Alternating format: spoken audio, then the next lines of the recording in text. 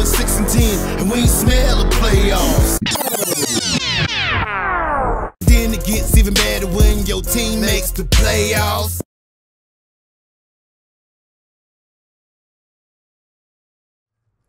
Who else could it be but me, your man, Louie T? Welcome to my continued wall-to-wall coverage of the 2019 National Football League postseason. This is what it all culminates in. This is what we watch. This is what they play for, the Super Bowl. Super Bowl 53. I told you there was no way they could F it up with the 4 teams we had left in the championship weekend. Told you there was no combination that we wouldn't enjoy. And so here we are, Rams hosting the New England Patriots from Atlanta in Super Bowl 53. And it's going to be one hell of a football game. I can't wait to see how this all unfolds. There's been so much hoopla leading up to the Super Bowl, as it always is. Sometimes you get a little bit of extra, as we did this week. Sometimes you don't. Generally, with the Patriots, you don't get a lot to talk about because they're not going to give you much to talk about. And that's the smart thing to do. Unfortunately, the Rams, they didn't get the script, all right? They didn't get the memo that you keep your mouth shut during Super Bowl weekend. And unfortunately, I believe that's going to cost them when it's all said and done. But nonetheless, they've got a great opportunity to unseat and dethrone the New England Patriots. Now, granted, they didn't win the Super Bowl last year, but goddamn it, for all intents and purposes, the Super Bowl champs are always the New England Patriots, even when they don't win, because they always get here. And so, if you're the Rams, you go into this thing looking like the challenger, even though you're at home. All right, the Patriots are at home because this is home for them. They are accustomed to being here. This is Brady and Belichick's, what, 9th, 10th time being in the Super Bowl? I lost count. I think it's 9 now. I think this is the 9th time they've been in the Super Bowl together. I think right now they're currently 5-3 as a tandem. If I'm not mistaken, 2 losses to the Giants, once to the Eagles, and the rest they've won.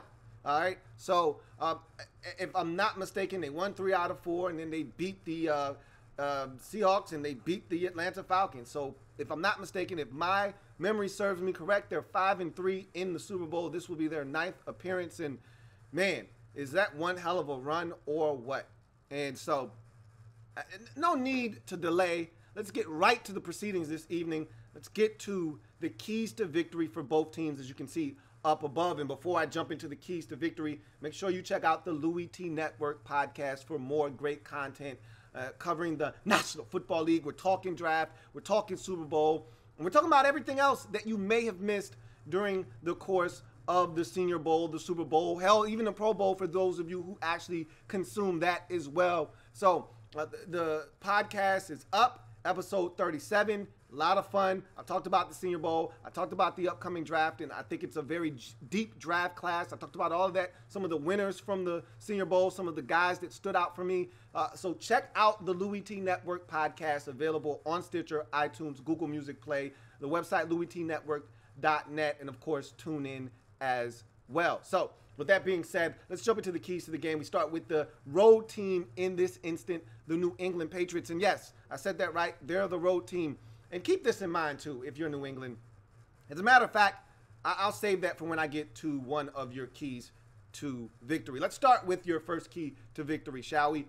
Experience. Start fast. So I was just about to mention that you're on the road and it's going to be a hostile environment. It's not quite Kansas City like it was a couple of weeks ago, where you knew you needed to start fast because you wanted to take the crowd out of the game, which you did, and that was a key to the victory, and you got that done. But it's going to be a road environment yet again because, one, if they're not a Patriots fan, they're a Rams fan. Let's face it. Nobody other than Patriots fans want to see the Patriots actually win. So because of that fact, you are the villain. You need to treat this as if it is a road game. Now, it's closer to New England, Atlanta is, than L.A. However, I think more Rams fans will make the trip and the trek to Atlanta than those of Patriots persuasion because they've been here enough times. They've been to enough Super Bowls. It's gotten quite old. It's similar to Alabama fans in college football. There's a little bit of fatigue. Now, I'm not saying Patriots fans don't want to win this just as bad as the last one, just as bad as the one before that. All I'm saying is there's a difference between wanting to win and making the trek to the Super Bowl and spending the money for lodging and all of the things that go with traveling and all the expenses that come your way. It's a lot different than when it's the first time, like it is for these Rams. Many of these Rams fans, I mean, the last time they made it was the greatest show on turf. You're talking over 20 years ago, all right? Or close to 20 years ago. Maybe even exactly 20 years ago. Either way, you're talking about a long time since the Rams have actually been able to make it to a Super Bowl. Meanwhile, the Patriots were just there last year. And they were there the year before that. And they were there 2 years before that. You get where I'm going with this. So, essentially what I'm saying to you is, treat it like a road game. Start fast. Take the crowd out of the game. You have the upper hand. Why? Because you have the experience. You've been here before. I talked about the number of guys that played in an AFC championship game versus the Chiefs, and how many of the Chiefs players actually played in a championship game. It was 0 to like 142 in terms of total games when you add up all of the Patriot players that had been in an AFC championship game. It's going to be similar in the Super Bowl. If you add up all of the experience in the games played in the Super Bowl versus the Rams, it's going to be a lot to a little, if any. Okay, I don't know if any players on that Rams roster that's actually played in the Super Bowl. There may be one or two, all right? But for the most part, all of the experience lies with the Patriots. You have to do exactly what you did in your last victory. Start fast, put the onus on the opposition to try to keep pace with what you do early in the football game. Look, it's the Super Bowl. Everyone's going to have nerves. Everyone's going to be juiced and ginned up for this game. However, you're going to calm down faster because you've been in this situation more times than they have. Take full advantage of that opportunity at the beginning of the football game. Next, key to victory for the New England Patriots.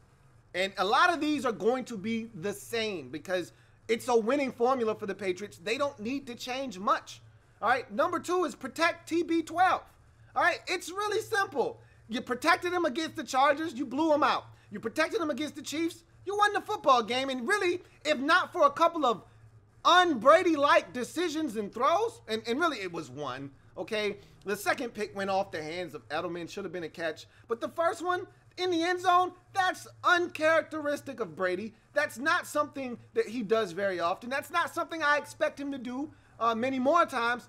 And if not for that interception, you probably blow those guys out. Let's be honest. You dominated the first portion of that game, especially the first quarter. Hell, the first half, if you want to be honest. 2 weeks in a row, you've dominated the first half. And that's why I say start fast. You have a chance to do it again, but you got to protect Tom Brady if you want to start fast. You did it last week. You did it the week before. You do it again, you're going to really heighten your chances of hoisting the Lombardi yet again for the 6th time in the B&B winning factory era. So you got to protect Tom Brady. That's first and foremost. When you lose, Tom generally gets hit, and it's as simple as that.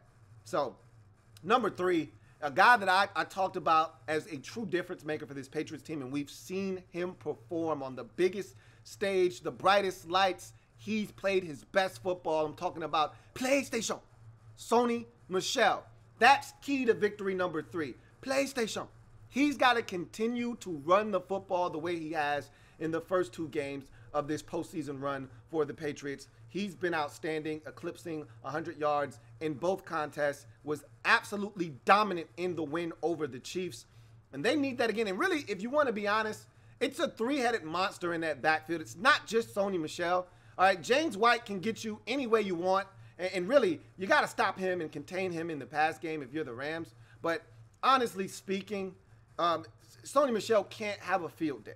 If you're the Rams, that can't happen. If you're the Patriots, you want Sony Michel over a buck again, because if he's running the football as successfully as he's been running it, it's going to open up everything else. They're going to have to respect play action fake. They're going to have to respect the other backs when they come in the backfield and their ability to run it, and that'll open up Rex Burkhead out of the backfield. That'll open up James White, and then you'll have that whole 3-headed monster out of the backfield. But it starts with PlayStation.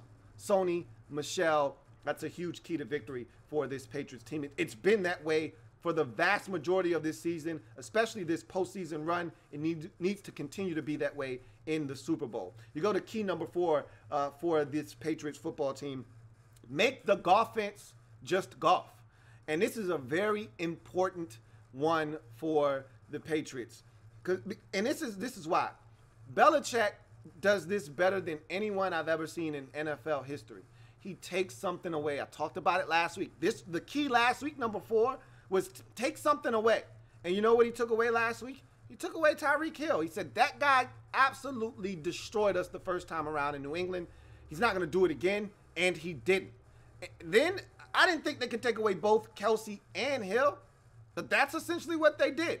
And give Patrick Chung some credit. He was in the hip pocket of Travis Kelsey. Now, Kelsey also dropped the rock a ton in that football game. He was not comfortable, but give the Patriots credit for being all in his grill, making them uncomfortable, and doing what the Patriots do best. That's take what the opposition does away best. And so now you look at this Rams football team, and they don't have one thing that they do best. They do everything really well, which is going to pose a problem for the Patriots, because then you ask yourself, well, what do we take away? Do we take away Brandon Cooks? We should know him pretty well. He was on our roster last year. Do we take away Robert Woods? Do we take away the tight ends? Do we take away Todd Gurley? What are we actually taking away? Because a lot of guys can hurt you on this football team. That's what you have to focus in on if you're the Rams, but more importantly, if you're the New England Patriots, that's what you have to do, is you have to make the offense just Jared Goff. If you're going to take something away, take away the run game. Take away the ability for the Rams to stay ahead of down and distance and ahead of the sticks. Make it 3rd and 9 consistently. Make it 3rd and 7 consistently. Make Jared Goff have to make throws. If he makes them, you tip your cap and say, young fella, you earned the right to be Super Bowl champion. If not, you'll be hoisting the Lombardi. But what you can't do is allow the Rams to be balanced, because what they ultimately want to do is run it with Gurley, C.J. Anderson. It really doesn't make one bit of difference. They want to run it and go play action fake off of the run. And they're not looking for the 67-yard home run ball. What they're looking for is consistent chunks, as I like to call it. They're looking for 17. They're looking for 21. They're looking for 14. They're looking for 24. They're looking for 22. They're looking for 19. They're looking for consistent chunks. They're not looking to go over the top. They're looking for the dig route over the middle of the field. They're looking for the corner route to the outside. They're looking for the deep comeback. They're looking for chunk plays over 15, but in between 25 and 15 yards. And if you give them a shot to Cooks over the top, or a shot to one of their other receivers over the top, Robert Woods mainly, they'll take it. But for the most part, they're looking for consistent chunks. The way you take that away is you take away the run game and you force Jared Goff to have to beat you. And again, if he's able to do that, you salute the young fella and you keep it moving. But if you allow the Rams to be balanced in this football game, you will rue the day that you allowed them to be able to stay ahead of the sticks. You'll rue the day that you allowed Jared Goff to get comfortable. You'll rue the day that you allowed play action fake to come into play, because that's what the Rams do best. You take away the run game. You take away what makes the Rams so dynamic, which is the run game, play action fake, all of the shifts, the tempo. You take all of that stuff away, and you just make it Jared Goff on 3rd and 8, 3rd and 7, 3rd and 9, 3rd and 11. You make it Jared Goff on 3rd and long. I think you got a really good shot at winning this football game. And finally, this hasn't changed. And really, honestly speaking, the Rams didn't do themselves any favors here. Play the underdog card. Look, I don't understand why people continue to give the New England Patriots fodder. I seriously don't understand why they do this, but they do it. I can't explain why, but they do. And unfortunately, the culprit this time around was Nikel Roby-Coleman, the scapegoat hero, call him whatever you want, from the NFC Championship game. The fame of the championship game got to his head. They put a mic in front of his face, and he said some stupid things. We'll talk about that a little bit later on, but he's given you all the ammunition you need. Everyone still thinks, and I can't understand for the life of me why everyone wants to fall into the trap of just hit Brady and the Rams can do that. Well, yeah, the Chiefs could do that too. Oh, yeah, and the Chargers could do that too. And look what happened. Every time you sell this team short, they believe it. And I said this on the podcast. They believe it. You can't give them any ammunition. The gun is already loaded. They don't need you to give them any more ammo. Let them run out of bullets. No, People keep giving these guys ammunition as if they need more. Well, you're asking for trouble. And the Patriots are going to use your ammo to the fullest ability that they have. They're going to use it to maximum capacity. And usually when they do that, they come out victorious. Whether it's by hook or by crook, you call it what you want, the Patriots, whatever you want to call it. All right? I call it the Patriot way. And generally, the Patriot way is winning. So they've got the ammunition. It's been given to them by the Los Angeles Rams, and I fully expect them to use it and empty the clip. So good luck with that, Los Angeles. You're going to need it. So we go from the Patriots and their keys to victory to the Rams, the home team in this game, and their keys to victory. Number one is the biggest one. It's no secret. I've already talked about it, and it's easier said than done, but you have to do it if you want to win. There's no way around this. You don't do this, you won't win the game. It's really simple. The games they've lost over the season, you look at the Lions game, Brady was hit. You look at the Titans game where they were blown out, Brady was hit. You look at the games they lost this season, Brady was hit. It's the number one thing you got to do. Number one for the Rams, God damn it. Get to Brady. All right? I don't want to hear you talk about it. I want to see you do it. If you don't do it, you're going to lose the football game. And my man Q-Bone, shout out to my man Q, who had a video, and I asked for it, and I talked about it on my podcast, but I asked him to do a video. He's a Rams fan, and he talked about some keys to victory, and he talked about what his team needed to do to win. And one of the things he brought up was Dante Fowler Jr. has had success versus this Patriots football team, more specifically against Tom Brady. That's a fact. He's done a great job when he was in Jacksonville of getting to Tom Brady. Well, you're going to need Sue to get to Brady. He had success getting to Brady when he was in Miami. You're going to need Aaron Donald. Never, ever trust a man with 2 first names to be all hands on deck. You're going to need everyone to step up. If they decide to double team Aaron Donald and take him out of the game, which everyone is doing, that's the new thing now, and you should expect that. Somebody else has got to win. Sue's been winning of late. Fowler won at the most critical time in the NFC Championship game, getting the breeze and knocking the ball into the air and having it picked off by John Johnson. You're going to need all hands on deck to get to Brady. You do that in this game, you are going to give yourself the absolute best opportunity to win. Your chances go up exponentially if you get to Brady. If you don't, you're going to probably lose this football game. I feel almost confident in saying that you will lose this game if you're not able to get to Brady. It is very unlikely that you'll win. See the game last year versus the Eagles. They didn't get to Brady for 3 and 9 8/10 of the football game. And then Brandon Graham, at the most critical juncture of the game, gets to Brady, and that's how they won the game. If they don't get to Brady there, they lose the football game. It's really simple. You have to get to Brady in some shape, way, or form. In some capacity, you have to get to Thomas Brady. You don't, and he's going to be hoisting the Lombardi for the 6th time in his career. Second key to victory for the Rams. Don't flinch, all right? The Patriots are going to call you out. They're going to see if you're a bitch or not. They're going to see if you're going to bitch up early in this game. They're going to jump at you. All right? Don't flinch. Be like Kobe Bryant with the inbound pass. All right? Don't flinch. All right? Okay? He's not crazy. He's not going to hit me with the basketball. Kobe knew that. All right? We know Matt Barnes is a little cuckoo. He's not that damn crazy. All right? Don't flinch. If you're the Rams, they're going to come out. The Patriots are going to come out. All right, I'm going to tell you right now, F your first 15. All right? F your first 15. Sean McVay can get as creative as he wants, and he can come out and he can design the best 15 he's got, and he's probably going to do that. I'm telling you right now, flush that shit down the toilet. All right? Bill Belichick is shutting that shit down. Your first 15, he's going to shit on your first 15. All right? Don't be discouraged. Don't flinch.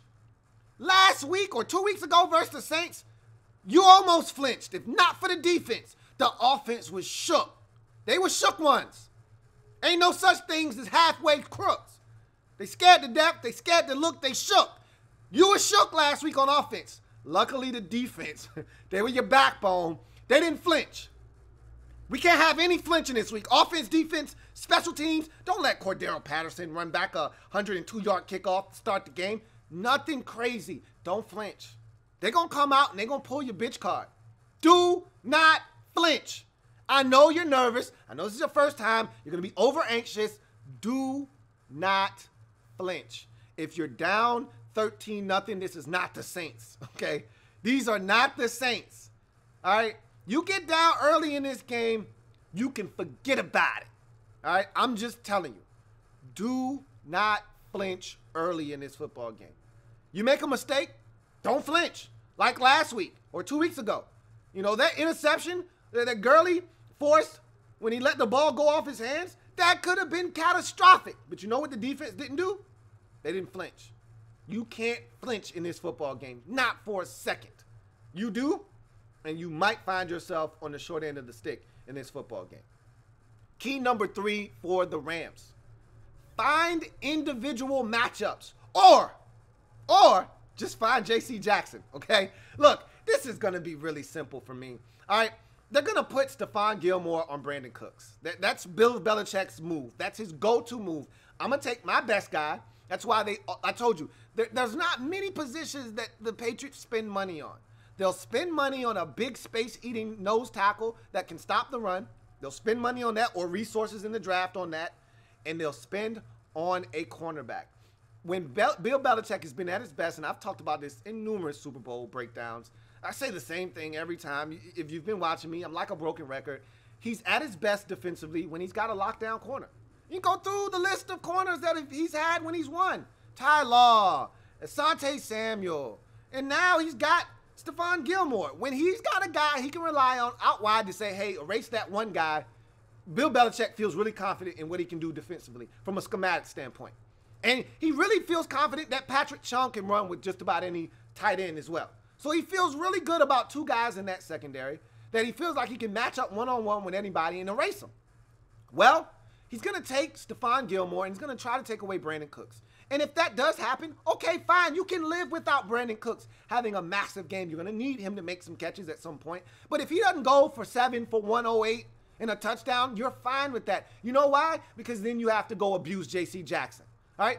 Go find J.C. Jackson. I would match him up. And if they're not star cornering Stephon Gilmore, then I just put Cooks on him all day long. Let him eat his ass alive. I'd put my other wide receiver, Robert Woods, on his ass all day long and eat his ass alive. J.C. Jackson is a weakling. He's been hanging tough, and the Patriots have done a great job of hiding him. But if you want a PI, if you want to get some yards, you go after J.C. Jackson. But he's not the only guy out there that you can attack. They can be attacked out of the backfield. That's why Todd Gurley has to be so much better than he was last game. He's got to play at the level that we were talking about MVP towards the middle of the season. He's got to get back to that. He's got to be healthier, and he's got to be mentally engaged. Last game, he was out of it. He made mistakes early. He had 2 drops, 1 turning over the football, and he was out of it. He needs to be a much bigger part of the offense because they need him catching it out of the backfield. None of their linebackers can run with him. All right, they have distinct mismatches out of the backfield. All right, and so you've got to take advantage of individual matchups or just find J.C. Jackson. Your pick, your call. But you've got to find the individual matchups that you can win and exploit those. Or else Bill Belichick and his group will win. Brian Flores, Bill Belichick, they'll win. So you got to do that. Rams key number 4. Protect the integrity of the offense. What do I mean by that? There's so many different layers to that key there. So let me break it down for you. All right, so first things first, in order to protect the integrity of the offense, I'm going to put the onus on Sean McVay. I love Sean McVay. You know, he's my guy. And so I'm going to put the onus on him first in order to protect the integrity of the offense. Because at the end of the day, it's all about not putting the onus on Jared Goff. So I'm going to put the ball in the court of Sean McVay first and foremost by saying, look, you've got to make sure that you stay balanced in this football game. Don't get too pass happy. Make sure you run the football. Keep the play action fake alive. Stay ahead of down and distance in the sticks. Short completions if you have to. Whatever you got to do, bootlegs to move the pocket to keep the Patriots guessing. All of that good stuff. But also, something that you didn't do in some of your worst losses like the Bears game was you didn't have all the shifts and the motions and the tempo. Hey, we just got 7 yards on first down. Come on. Let's get up to the line of scrimmage. Let's hurry up and snap it and get into this quick run. Those are the types of things that when you're at your best, you do better than anyone else in the league. You get 7 on first down. Let's go up to the line of scrimmage quickly. Get tempo. Let's not let them substitute. Let's get into our calls. Let's get motions going. All right, let's get the fake jet sweep action. One of these times we're actually going to hand it off to Cooks. You got to do those things. You got to incorporate that. That takes pressure off of Jared Goff. All of those things slows the Patriots defensively down just a tad. That's all you're looking for. It's just a slight advantage. Those things do that. They create those advantages for the Rams. That's why they've been so dynamic offensively this season. You have to do those things. So I'm putting the onus on your head coach, Sean McVay, first and foremost. Secondly, the offensive line has to protect Jared Goff. He has to have time in the pocket to deliver the football where it needs to go. He can't be rushed. He can't feel like the pocket is crumbling around him. He has to have the time necessary to scan the field, make the right decision, know where to go with the football, and attack this Patriots defense accordingly. You have to protect him, and you have to give him the necessary time to do what he's done for the better part of this season, and that's carve up NFL defenses. And lastly, you have to also run the football effectively, and that's also on this offensive line too. You've got to open up holes better than you did last week. You really didn't do much against that Saints defense. And granted, they're one of the better rush defenses in all of football. Still, you have to run it better. Yeah, and I'm not saying you got to do what you did against Dallas and totally obliterate this Patriots front. All right, but they can be run on. I've seen it done. They can be worn down, and you can run the football against this Patriots front. But you're going to have to move bodies against their will. You're going to have to be physical up front.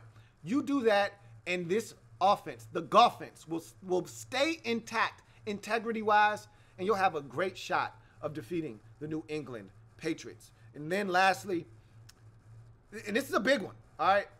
No cheapies, no bleepies, no oopsies. All right, what the hell am I talking about? All right, so again, let me break this down for you. No cheapies. Look, the Patriots love going into their bag of tricks in some of the biggest moments. We all remember in the AFC Championship game a few years ago against the Ravens where they pull out a double pass and they throw the pass down the field. And I want to say it was Amendola that threw the pass. It might have been Edelman. Either way, it was a big play, ended up going for a touchdown, and nobody saw it coming. Last year, they tried the double pass, and Brady went out for a pass, and his ass just couldn't catch. They're going to try some crazy, tricky shit. You got to be prepared. This is not an explosive, dynamic offense. All right? They don't have one single guy that you worry about getting over the top except Cordero Patterson. And when's the last time he caught a deep ball? If he's going to hurt you, it's going to be on something underneath, break a tackle, turn it into a kick return, and that's how he'll get you. But he's not going to get you on a 76-yard strike down the field. It's so rare. All right? Bottom line is they're a nickel and dime offense. Nothing cheap in this game. Nothing cheap, nothing deep, nothing easy.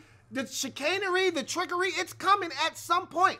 All right, they get a good return or they get great field position near midfield. Look for some bullshit. Nothing cheap, nothing deep. You make them earn everything they get in this game. You can't have the one lapse. They prey on that. The Patriots are the best at preying on you having one lapse in concentration. That one moment where you're unsure. And that's when they strike. That's what the best do. The Patriots are the best. So, no cheapies. Don't give it up. If they score on an 11-play, 82-yard drive, you tip your cap and say, that's Brady being Brady. But if they score on a 2-play, 51-yard drive, that means you effed up somewhere along the way, and there's a cheapie in there that you can't afford to give up. No bleepies. Man, you got a lot of N-words on your team. All right, let's not be sugarcoating anything around here, all right? You got a lot of N-words on your team, man. It's a lot of these dudes. There's Ndamukong Suh. There is Dante Fowler Jr. There's Aaron Donald. I've seen Aaron Donald go apeshit and get tossed out of a game before. We know Suh is always one ridiculous play away from a 15-yard penalty. Same can be said for Dante Fowler Jr. I've seen him lose his cool a million times. Hasn't done it. None of these guys have done this of late. We know Aqib Talib and Marcus Peters are two of the most volatile corners in the league. With all of the emotions that will be riding high in this football game, it's easy to lose your cool. These guys have to remain calm. Nickel Roby-Coleman, the guy that's been running his damn trap this week, it's got to stay cool on the field, man. You can't have the senseless 15-yard penalty. because somebody pushed you after the play or somebody been talking shit all game and you think this is the perfect time to get them back. Not the time. Not the time. All right? You've been frustrated all game because you haven't been able to get to Brady and you finally get to him and now you decided, I'm going to slam him down like a rag doll. Not the time. This is not the game for that. All right? This is a game of inches and one bad decision can alter the outcome of this game. No bleepies, man. No F-ups in this game from none of your volatile football players. Got to be smart. The Patriots are smart. They don't make those kind of mistakes. Neither can you in this game if you want to win. And finally, no oopsies. Todd Gurley, catch the goddamn football. No Crisco fingers, please. All right?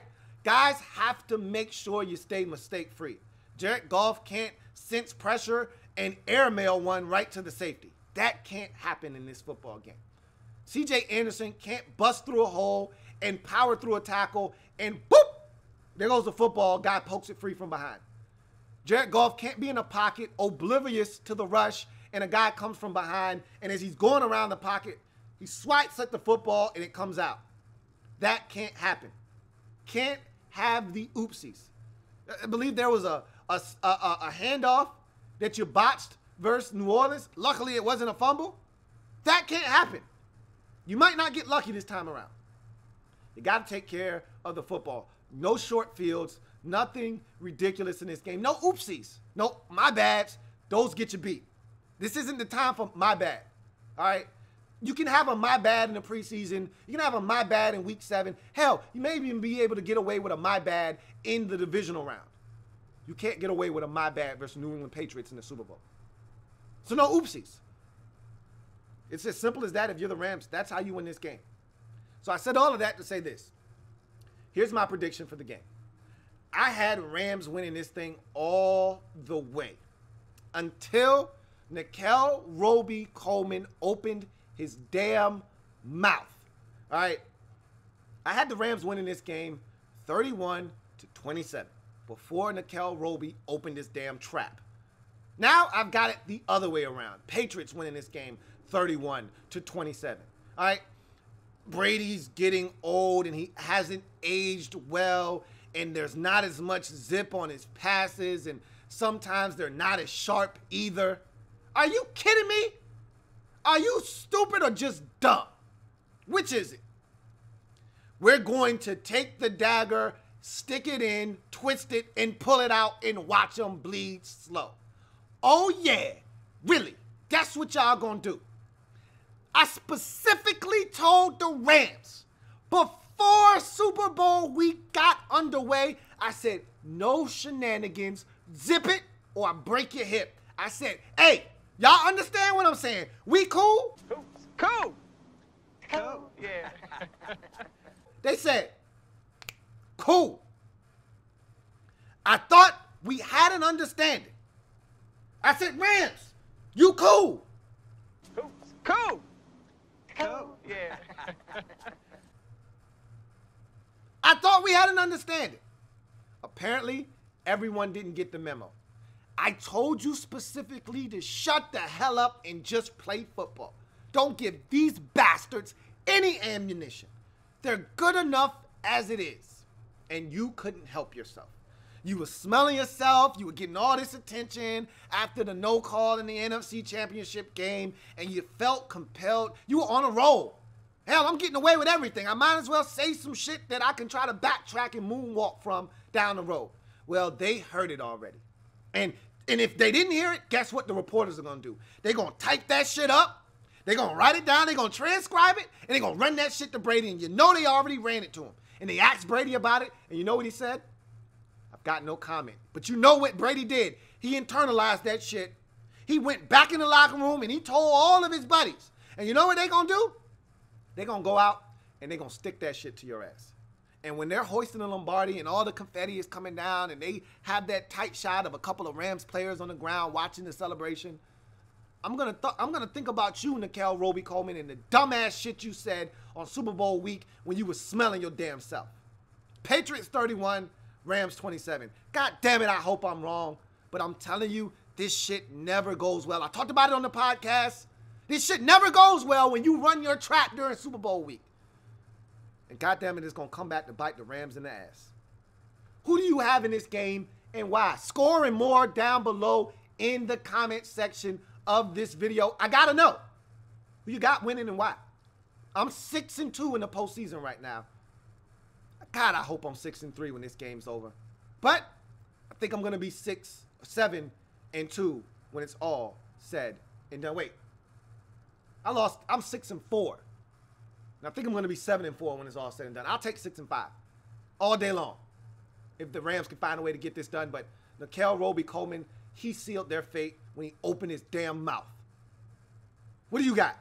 Make sure you like the video, you subscribe, and make sure you come back and join me directly after the Super Bowl as we'll break it all down here on the Louie T Network on the Overtime Series. I'm your man, Louie T, signing off. Remember, check out the Louie T Network podcast. No excuses.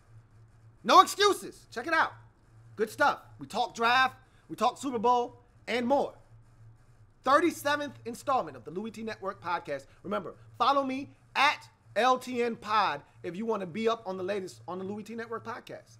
Every time an episode is up, I upload it, and it's tweeted out on the Twitter handle at LTN Pod. So make sure you check that out. But again, I'm your man, Louie T, signing off. I'll see you guys after the Super Bowl. Enjoy. Take it all in. Remember, this is it. This is it. The last game of the season. This is it. This is it. We don't get football for 6 whole months unless you're going to watch that AAF. It's starting next Sunday. AAF. Alliance of American Football. American Alliance of Football, whatever the hell it's called. That's starting next Sunday. If you're going to take some of that in, cool. If not, you got 6 whole months until professional tackle football sees your football screen again. Or television screen again. So, again, soak this in. Soak in the commercials. Take in the halftime show. I'm a Maroon 5 fan, so I'm going to love it. And they're going to have some, I think, Jermaine Dupri and a couple of Outcasts and a couple of ATL legends are going to bless the stage. So it'll actually be a very entertaining halftime show. Now, I'm not a fan of Maroon 5's latest stuff. I'm going off on a tangent. But look, I don't skip a single track, and it never comes out of the CD player. Who even plays those anymore, right? Hey, songs about Jane, man. F with it, though. I'll see you after the game. Have a good one. Louie T Network.